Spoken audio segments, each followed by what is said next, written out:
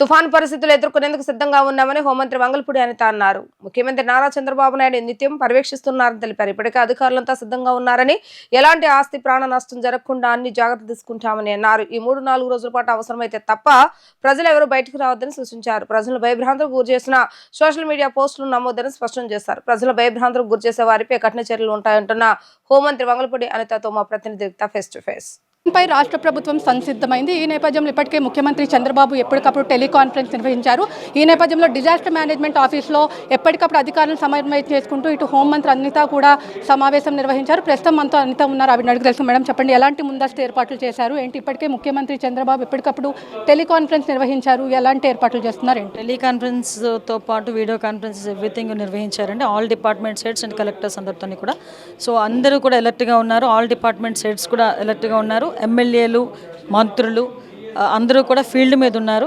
ఈరోజు ప్రజలకు ఎక్కడా కూడా ఎటువంటి ఇబ్బంది కలగకుండా చూసుకునే బాధ్యత తీసుకుంటున్నాం.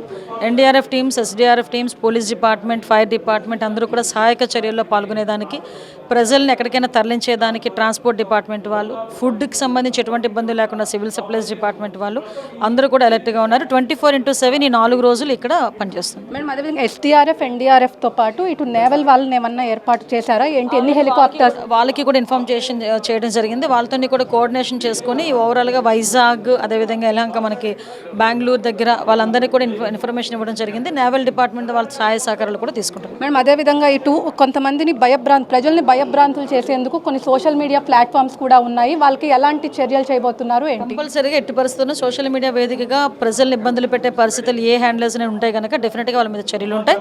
ఎట్టి పరిస్థితుల్లోనే అలాంటి వాటిని స్పేర్ చేసే ప్రసక్తి లేదు. దయచేసి ప్రజలు కూడా ఇలాంటి వాటిని నమ్మొద్దని కోరుకుంటున్నానండి. మీకు ఎటువంటి ఇబ్బంది ఉన్నా కూడా టోల్ ఫ్రీ నెంబర్కి కాల్ చేస్తే ఇమీడియట్గా అక్కడ డిపార్ట్మెంట్ వాళ్ళు వచ్చి మీ సహాయక చర్యల్లో పాల్గొంటారు. ఎటువంటి సిచ్యువేషన్ అయినా ఎదుర్కొనడానికి గవర్నమెంట్ సిద్ధంగా ఉంది. ప్రజలు కూడా సహకరించాల్సిందిగా కోరుకుంటున్నారు. తుఫాన్ ఎదుర్కొనేందుకు ఇటు రాష్ట్ర ప్రభుత్వం అన్ని ఏర్పాట్లు చేశారు. ఎలాంటి ఇబ్బందులు లేకుండా కూడా గవర్నమెంట్ అన్ని ఏర్పాట్లు కూడా చేసింది. 24/7 ఇటు ఏర్పాట్లు కూడా చేస్తున్నారు. ఖచ్చితంగా ముఖ్యమంత్రి చంద్రబాబు ఎప్పటికప్పుడు కూడా అధికారులను అప్రమత్తం చేస్తున్నారు. ఇప్పటికే మొత్తం ఇటు అధికారులతో పాటు ఎమ్మెల్యేలు, ఎంపీలు, మంత్రులు అందరూ కూడా ఫీల్డ్ వర్క్లో ఉండి ఏదైనా ఏర్పాట్లు కూడా అన్నీ చేశామని చెప్పి కూడా అనిత చెప్తున్నారు. అదేవిధంగా ఎన్డీఆర్ఎఫ్, ఎస్డీఆర్ఎఫ్తో పాటు హెలికాప్టర్ ఏదైనా ప్రాంతంలో హెలికాప్టర్లో లిఫ్ట్ చేసే ప్రదేశానికి కూడా అన్ని ఏర్పాట్లు కూడా చేశామని చెప్పి కూడా ఇక్కడ అనిత చెప్తున్న పరిస్థితి. ఇది ఇక్కడ ఉన్న పరిస్థితి. వీడియో జర్నలిస్ట్ అఖిల్తో లిఖిత, వీడియోచల్ న్యూస్, డిజాస్టర్ మేనేజ్మెంట్ ఆఫీస్ నుంచి.